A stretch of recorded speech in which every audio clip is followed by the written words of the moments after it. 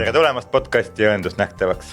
Saadet, mida toetab ja toodab Tallinna Tervisekooli kõrgkool, sest usume, et õendus ei pea olema nähtamatu. Mina olen Aleksei Koidenko, Tallinna Keskhaigla juhatuse liige ja Tallinna Tervisekooli kõrgkooli lektor.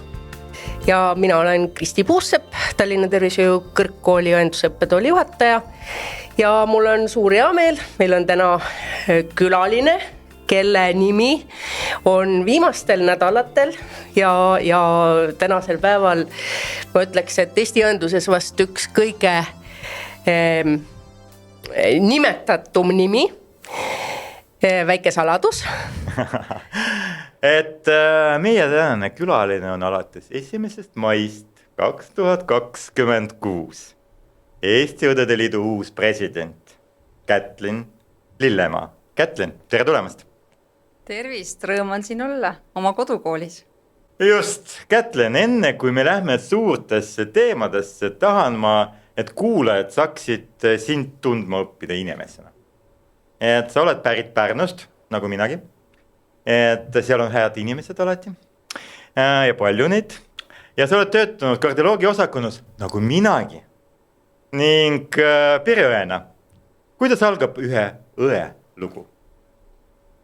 Väga hea küsimus, et kõik nüüd algusest ausalt ära rääkida, siis pärit olen ma Kesk-Eestist ja Põltsamaa linnast. Ja Pärnusse sattusin tegelikult pärast esimese hariduse omandamist. Ma nimelt juba keskkooli ajal korraks kaalusin õeks õppimist, aga see amet tundus minu jaoks nii vastutusrikas, et ei julenud kuidagi sinna sisseastumispabereid viia. Ja õppisin hoopis Tallinna Majanduskoolis õigusteenistust. Ehk siis minust oleks saanud juristi assistent. Ja ülikooli ajal töötasin nii õiguskantsleri kantseleis kui notaribüroos, väga meeldivad ametikogemused, aga elu viis hoopis Pärnusse, kus tõesti sündisid minu 3 last. Ja siis laste kasvatamise ajal ma juba tundsin, et võiks ikkagi midagi südamelähedasemat teha. Ja kui ma kuulsin, ma mäletan, see oli märtsikuu ja Vikerraadio mängis ja Ester Vilgats ütles, et nüüd avatakse Eesti Õdede Liidu, Tallinna Tervisekooli kõrgkooli ja Pärnu haigla koostöös õdede õpe Pärnu haiglas. Siis ma tundsin, et nüüd on see hetk, kus tuleb oma unistust teoks teha. Ja nii minu lugu algas. Sinust sai õde? Minust kasvas õde, tõesti. Ongi, et Kätlin, sa olid selles esimeses rühmas, tänaseks on sellest kasvanud välja juba täiesti selline märgiline õpe koolhaiglas.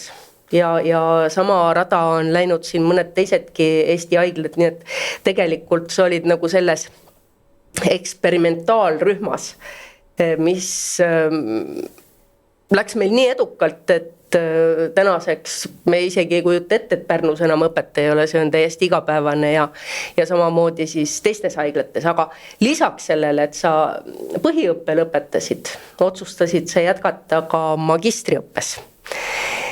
Mis oli selle põhjuseks, et nüüd oli ju õeharidus saadud, unistus oli nagu täidetud, mis jäi puudu?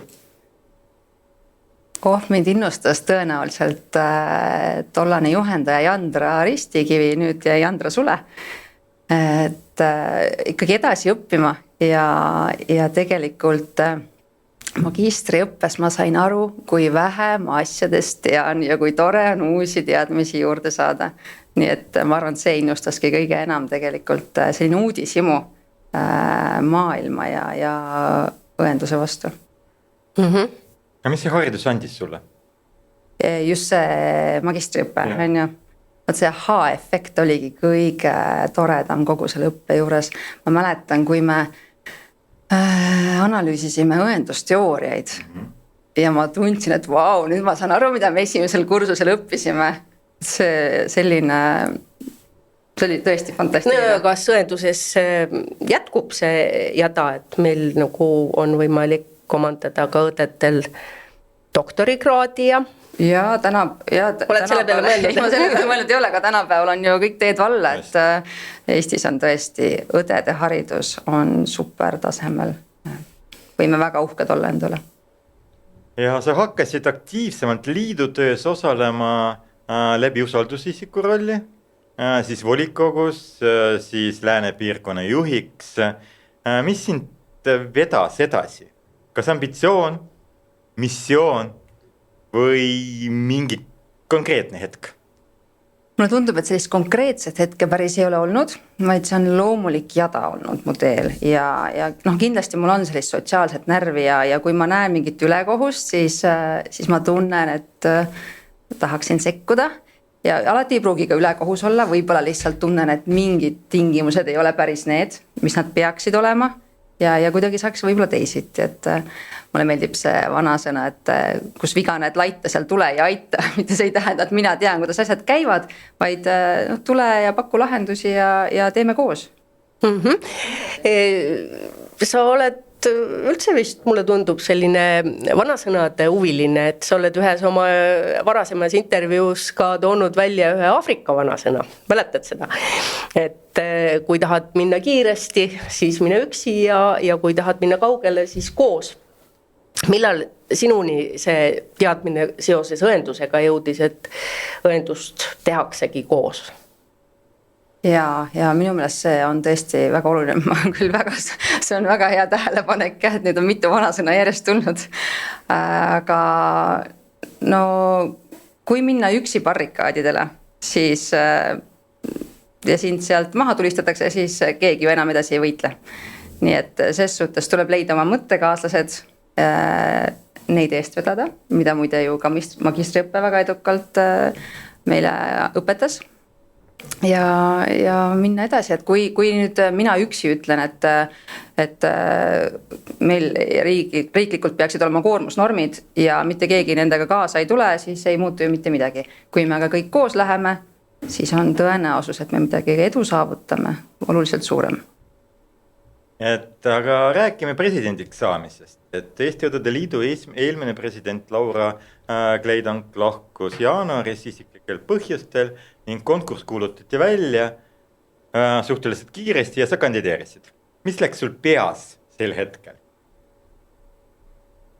Ma kandideerisin märtsikuus natukene enne tähtaega, aga see mõte kandideerida, see vormuski seal märtsikuu jooksul ja tegelikult mind innustasid mu kolleegid.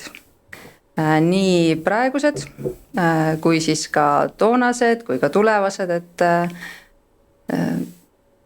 mingil hetkel tõesti võib-olla tekkis peas see arusaam, et meil on meeskonda, millega edasi liikuda ja miks siis mitte? No kui nii võib öelda, siis tegelikult oli ju selline suhteliselt keeruline hetk, et valimised olid erakorralised ja see otsus pidi sündima suhteliselt kiiresti.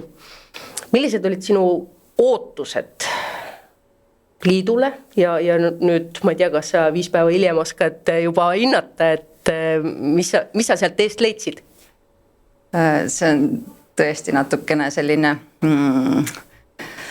mägiraudteel sõitmine vist olnud, et ootused liidule on tõesti ühiselt edasi minna ja ikkagi õendust eest vedada koostöös teiste erialaorganisatsioonidega. Aga eks ma eest leidsin kindlasti mingil määral võib-olla sellist igapäevast suhtlemist ja meilivahetust, mida võib-olla ei ole ettekujutuses olnud. Et kindlasti ma mingil määral ju Lääne piirkonna juhina teadsin, mida minult oodatakse või mida juhatuses tehakse. Et tõesti alles 5. päev.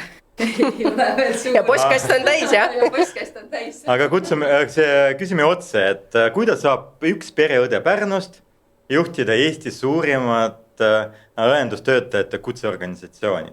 Mida see tähendab täpselt igapäevaselt? Igapäevaselt see tegelikult tähendabki erinevate osapooltega suhtlust. Ehk siis meil on ju partnerid nii ministeeriumis, nii Tervisekassas, Terviseametis kui ka õendusjuhtide ühingus, teistes erialaorganisatsioonides. Kutseliit, ämmaemandate ühing, et tervishoiukõrgkoolid.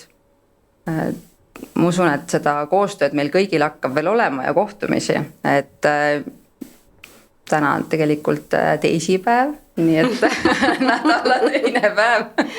Eks hakkame astuma ja minema. Ma üldiselt olen praktiline inimene, ma ei ole väga suur unistustes ega pilvelostides elaja. Et samm korraga ja tuleb asuda teele.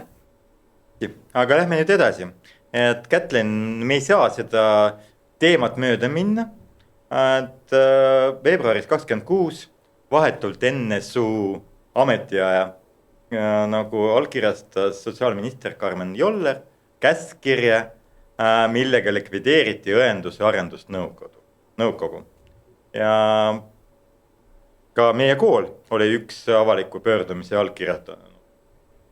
Mis tegelikult juhtus ja mida see tähendab? Ja see oli kindlasti osapooltele üks suur jahmatus, et me ju ei oodanud, et õendus- ja ämmaemandusarendusnõukogu laiali saadetakse. WHO on öelnud, et õed ja ämmaemandad peavad olema riiklikes otsustusprotsessides kaasatud, et tervishoiupoliitikat kujundada. Et see tõesti oli üllatus kõigile osapooltele ja muidugi me ju kohtusime ministriga, kus ta siis selgitas oma edasisi suundi.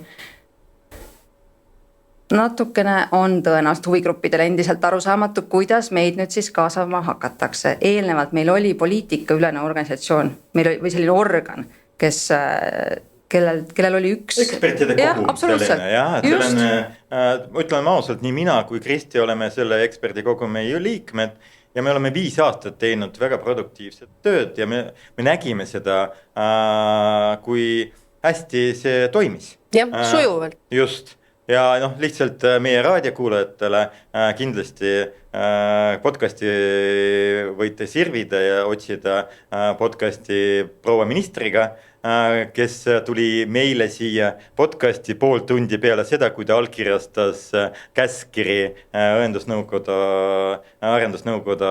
lahti või tühistada seda käskkirja. Et selles mõttes me oleme ka pikalt seda arutlenud too hetk, aga siiski tookord ta lubas, aga seni kõik need lubadused, vähemalt minu teada ei ole nagu realiseerinud. Ja aga selles mõttes, et me ei saa öelda, ministeerium tegelikult ka meie pöördumisele ju vastas ja nii-öelda nägi siis ette või tegi ettepaneku, et edaspidi jõuaksid need teemad ministeeriumis läbi konkreetse vastava poliitika valdkonna juhi kaudu. Aga mida sa arvad, et kuidas see nagu praktiliselt peaks töösse minema, et mida see tähendab? Mulle tundub see olukord oluliselt keerulisem, sellepärast, et me oleme nüüd natukene killustatud. Eelnevalt me olime ikkagi ühtne, koordineeritud jõud ja praegu saata oma info kas üldmeilile või konkreetsele isikule on tegelikult ikkagi erinev lähenemine. Et natukene jääb arusaamatuks, natukene võib-olla isegi väga viisakalt öeldud, kuidas see kaasamise põhimõte siis nüüd ministeeriumis hakkab olema. Eks me astume oma samme, kohtume Terviseameti kvaliteedikeskusega, kutsume kokku oma osapooled, kes muidu õendus-arendusnõukogus olid. Meil on ju koostatud õendus- ja arengustrateegia. Osapooled olid ju ka ministeerium, Tervisekassa, Terviseamet, kõrgkoolid. Me olemegi kõik partnerid. Meil tuleb siin üheskoos edasi minna, et see on see sinu vana sõna jälle. Absoluutselt, lähme koos. Absoluutselt. Killustatus on probleem. Mina siiski ei saa ju niisama jätkata juttu, et mina panen ikka oma nurga sisse. Et mina näen seda haigla juhtimise vaatenurga. Et kui õdede hääl kaob tervishoiupoliitikas, siis jõuvad meieni otsused ehk tööandjateni halvasti läbi mõelduna. Ja see on probleem kogu süsteemile.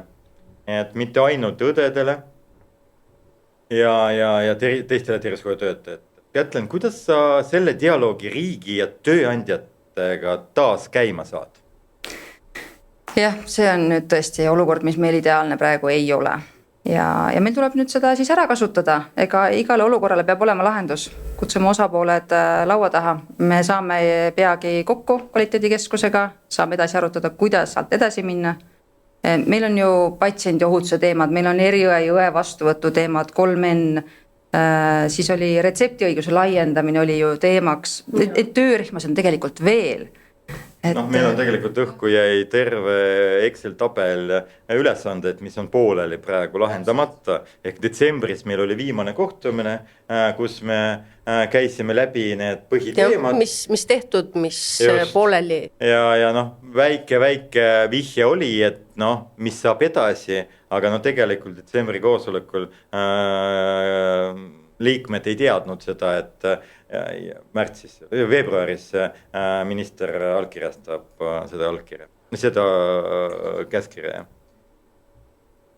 On keeruline aeg, eks me siis ootame ka ministeeriumi poolt sammu. Jah, aga siin teine vaatenurk veel, et kui Aleksei tõi oma haigla teema, et aga kui vaadata nii-öelda õdede pealekasvu ja uute õdede õpetamist, et kuidas motiveerida neid noori uusi õdesid või isegi neid, kes võib-olla kaaluvad õppima tulla, et te valite endale kutse, kus võib-olla teie häält ei kuulata?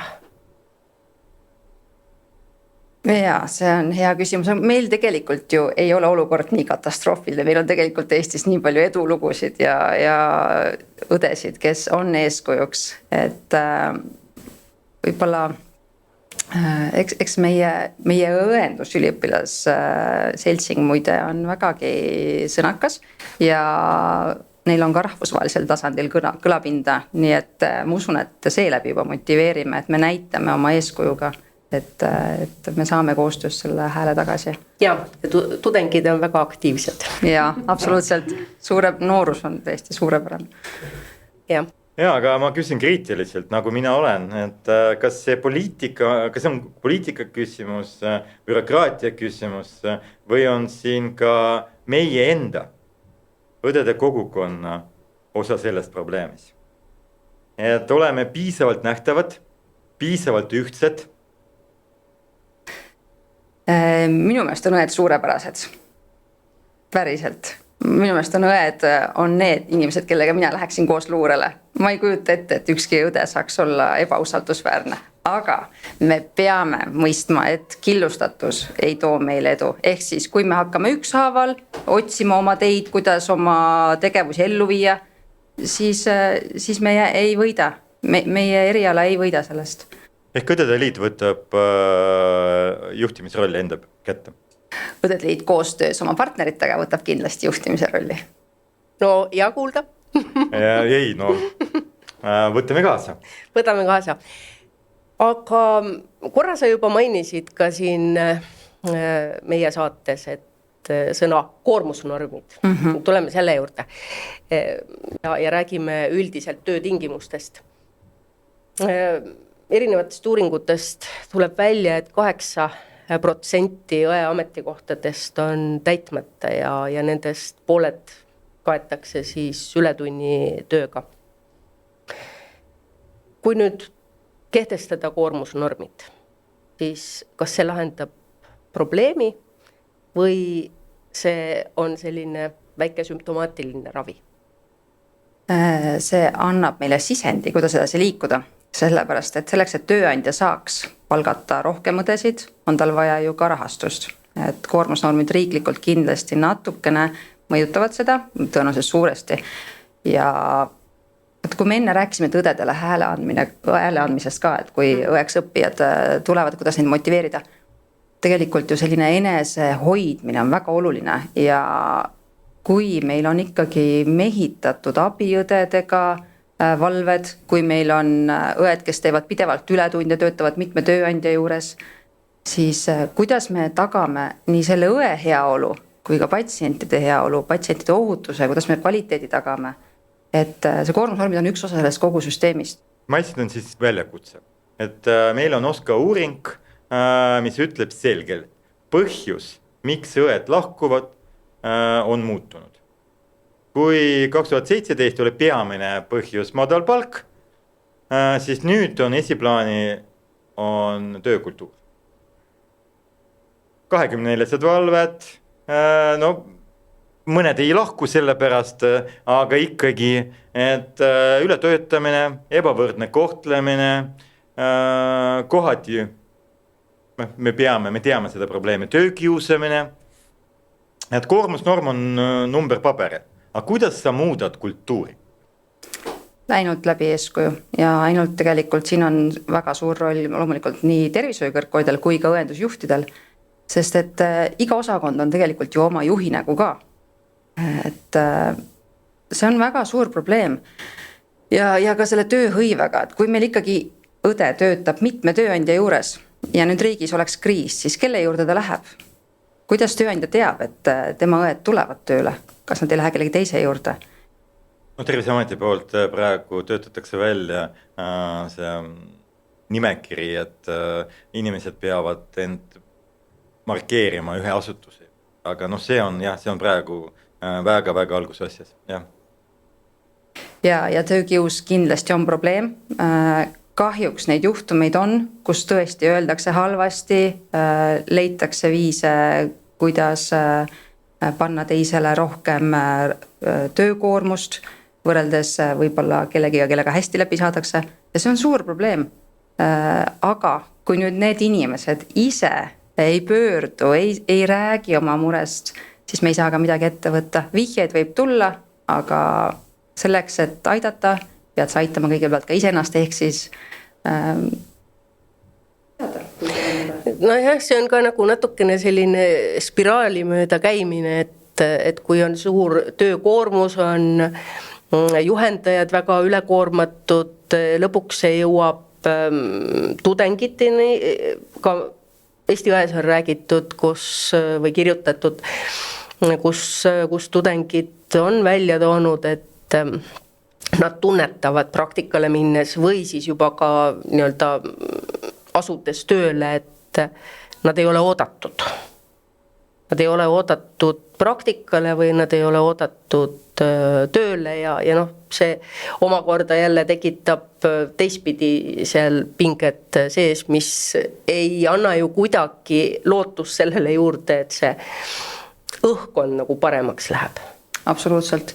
Ja kujutame nüüd ette, et me teeme 24-tunnise valve ühe tööandja juures, võib-olla teise juures teeme 8 tundi näiteks ambulatoorselt veel otsa ja siis äkitselt tuleb õendusjuht ja ütleb, näe, siin on sulle täna praktikant ja olemegi endast väljas, ei jaksa, aga ongi spiraal, täpselt ütled. Oled sa nagu näinud oma töös seda ise ka kõrvalt või oledki lugenud ka ainult lugedes artikleid? Elu on mind selles osas natuke tõesti hoidnud, et mul ei ole isiklikult sellist kogemust, aga olen kuulnud ja kindlasti ka tajunud õhkkonda, kus ei oodata alati kolleegi. Ja see on kurb. No aga see on tõesti kurb, aga see on Eesti õenduse edulugu. Me räägime palju probleemidest, aga mis on see, mille üle sa oled uhke? Töötab hästi. Ja ma olen väga uhke meie eriõppe üle üldse. Meil on eriõdede vastuvõtud, me oleme eeskujuks väga paljudele riikidele. Me oleme tegelikult, ma pereõena pean seda kahjuks mainima või rõõmuks mainima, et me oleme tegelikult ka pereõenduse vallas eeskujuks paljudele Lõuna-Euroopa riikidele. Üldse õe vastuvõttudega ja see on kindlasti Eesti edulugu. Et täna kusjuures mul eelnevalt just oli Euroopa õdede nõukoguga väike koosolek just eriõenduse teemadel ja tõesti rõõm on meie eriõppe üle. Ja seda tuleb hoida ja edasi arendada, et meil on tegelikult ju veel teed, kuhu minna. Minu meelest vaimse tervise õdede vastuvõtud on samuti üks hetkel isegi üks päästja meie tervishoius. Me ju teame, et meil on psühhiaatritest väga suur puudus ja inimeste vaimse tervise kriis on pärast Covidit tegelikult ju tõusuteel, et vaimse tervise õed kindlasti annavad siin oma panuse ja inimesed usaldavad neid, et on ju teada, et nende poole saab pöörduda, neid usaldatakse. Meie kollektiivleping on üks edulugu. Me tuleme osapooltega ühise laua taha, lepime kokku ja nii toimib. Et see on minu meelest vägev. Aga siin koha peale ma ikkagi ei saa jätta provokatsioonid nagu maha, ma lasen ikkagi juurde, et tead sa, see ei ole provokatsioon, see on just küsimus sulle kui presidendile, sest president on ju liidu eestvedaja. Ja tegelikult nii nagu sa ütled, et üksi sa ei tee mitte midagi. Et ja presidendina sa pead tagama meeskonna seda efektiivsus ja see tööjaotus sellisena, et liit toimiks. Et mis sa arvad? Et liit on varsti 103 aasta vana. Arvati vast 103 see aasta, jaa, just. Et olid erinevad ajad, aga nüüd on sinu aeg. Noh, mina tunnen Eesti Õdede Liidu president aastas 88. Et õnneks nad on kõik tervise juures, toimetavad igaüks oma vastutusvaldkonnas, aga nüüd hakkab sinu ajastu. Et mis on need esimesed sammud sina presidendina võtad liidus ette, et Eesti õed, Eesti üliõpilased, õendusüliõpilased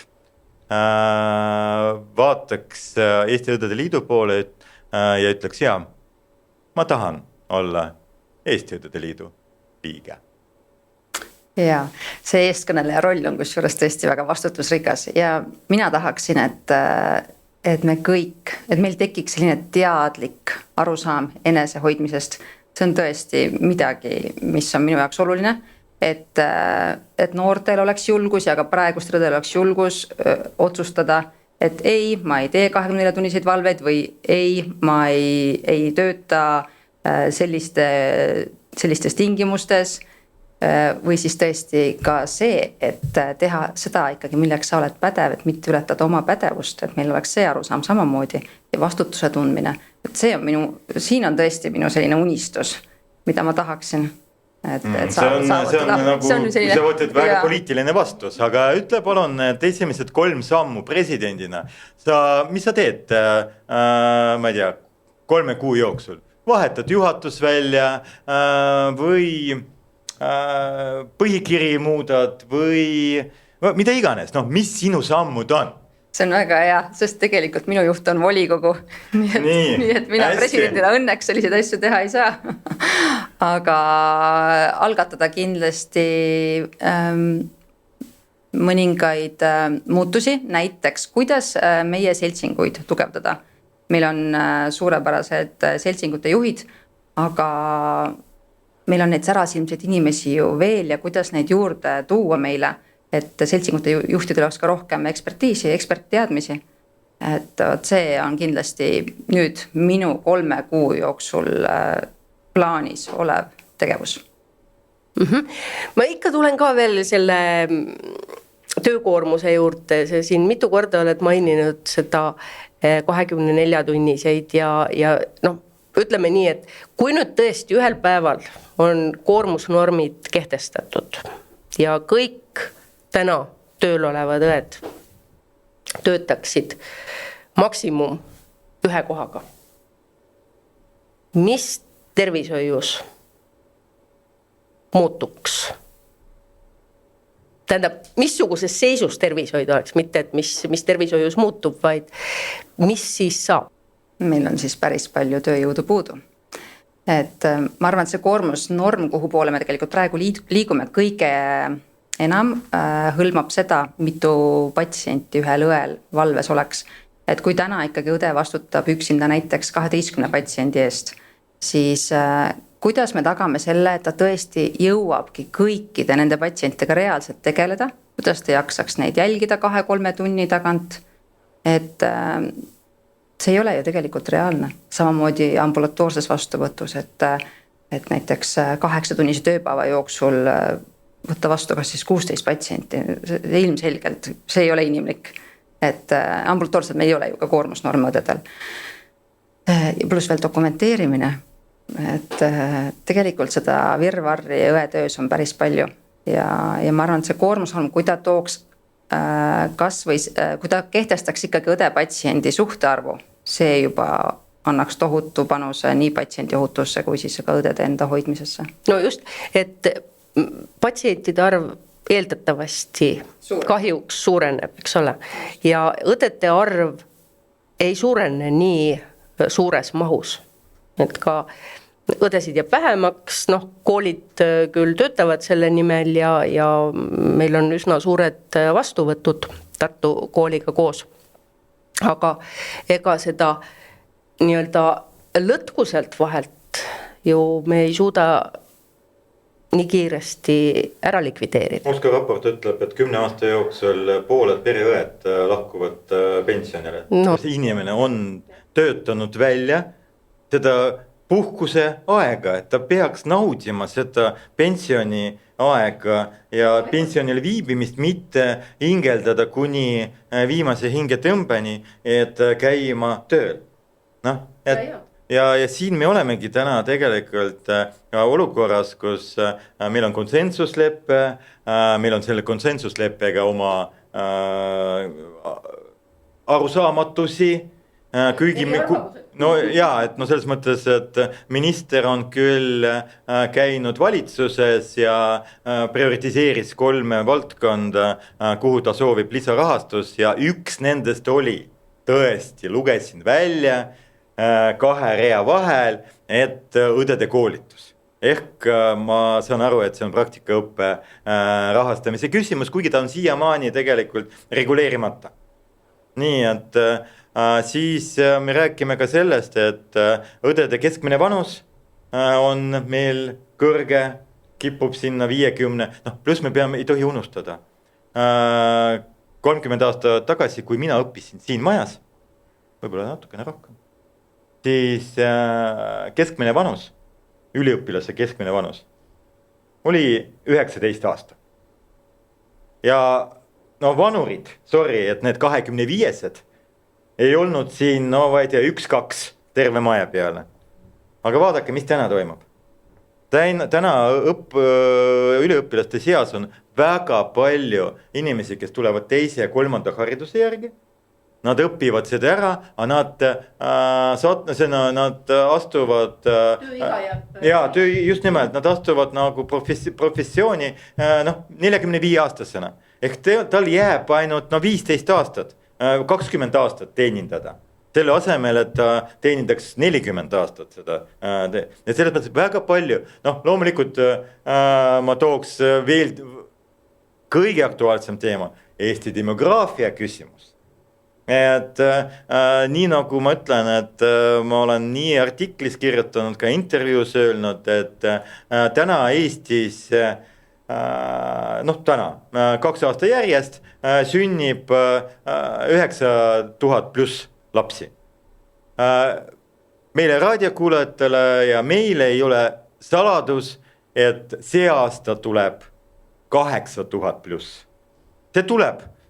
Ma näen sünnitusmaja statistikat, et me ei ületa 9000. Ehk Eestis sünnib pooleks lapsi, poisid ja tüdrukud. Et kui meil on 8000 pluss tüdrukut ja poisid, siis võtame 4000 on tüdrukud ja poisid, pooleks. Ja Tervisekooli kõrgkool tahab 700 tüdrukut, ja 7 poisi saada õdedeks. Ja siis see tähendab see, et 4700, et praktiliselt 20% lastest me tahame saada õdedeks. Kuulge, ärme unistame. 20 aasta pärast siin ei ole nii palju üliõpilasi. Või on teine asi, et need vanurid, tulevad. Need 25 aastased. Ja just nimelt need dinosaurused tulevad, need kõik IT-poisid, keda AI sööb välja, visatakse välja. Google praegu koondab 8000, Meta veel 1000, et varsti tegelikult me peamegi võib-olla avama õppekava, õendusõppekava IT backgroundiga inimestele. Jaa, selles mõttes, et sellel on iva sees ja seda oleks võib-olla päriselt vaja. Aga aeg läheb armutult ja kell liigub veel mõned sellised küsimused. Vaatame nüüd ettepoole.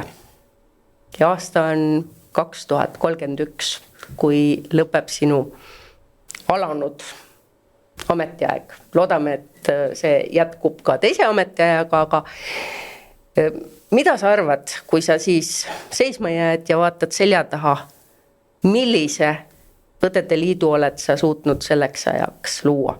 See on selline unistus. Ja siis minu unistus on esiteks muidugi seesama enese hoidmine, millest ma enne juba rääkisin, aga teiseks ka väga tugev organisatsioon ja väga tugevad seltsingud. Ehk siis meie ekspertteadmised on olulised. Me oleme endiselt samamoodi kaasatud riiklikesse otsustusprotsessidesse ja loomulikult võiks meil olla olemas oma riiklik õenduskoordinaator, mida meil tänasel päeval hetkel veel ju ei ole. Et ehk siis ma võtan seda WHO CNO-d, et see võiks meil olemas olla. Ja nii palju, kui Õdede Liit saab siin panustada, siis seda me ka teeme. Mis on su üks kõige olulisem sõnum noortele? Et kes kaaluvad täna õeks hakkamist või on juba õed, aga kaaluvad? No õendus on ju kutses, ehk siis see on kutsumus. Et üldiselt ju lahkujad tahavad mingi hetk ka tagasi tulla, meil on ju õed tagasi tervishoidu. Lõpetati projekt. Lõpetati projekte? Jah. Ahaa. Said otsa. Ai. Viimased lõpetajad või lõpetasid Tartus veel ees. Aga see ei siin on tähenda, Õdede Liidu hääl.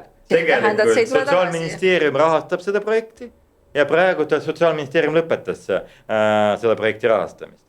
Et kui Õdede Liidu president näeb vajadusse, siis mina ütlen, et see on üks punkt, mida võib endale tegevusplaani sisse kirjutada. Absoluutselt, aga kõigile, kes soovivad tulla õeks õppida, siis õeks õppima, siis igal juhul see on teekond, mida te ei kahetse. See on teekond, kus sul on elukestev õppe aastas 60 tundi. 25% on see aktiivtunnid, et no.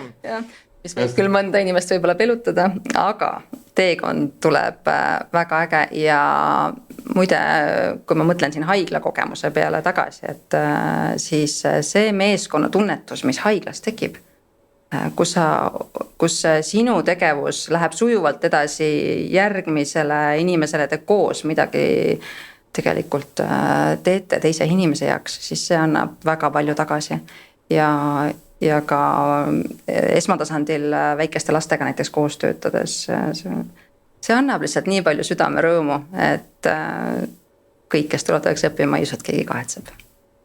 Jah, aga mida sa tahaksid öelda näiteks nendele kuulajatele, kes ise tervishoiusüsteemi kasutavad, et mida nad peaksid õdedest ja õetööst teadma, et paremini mõista? Õde ei ole tee peal ees, et arsti juurde saada, vaid õde on sinu kaaslane, kellega koos su raviteekond algab, kes sind sel teekonnal hoiab ja juhib ja kellega võib-olla lõpetad raviteekonna. See ongi väga oluline inimestel mõista, et õde on iseseisev spetsialist, meil on väga tugev õendusharidus, meil on praktilised teadmised. Õde on kaaslane, partner. Ütlen aitäh, sa oled alles paar päeva president olnud ja juba selgelt näha, et sa oled valmis. Me soovime sulle ja kõigile Eesti õdedele jõudu. Suur aitäh. Ja meie kõrgkooli poolt sulle teadmiseks me oleme väga uhked et meie vilistlane on Õdede Liidu president. Jõudu ja jaksu sulle selles töös.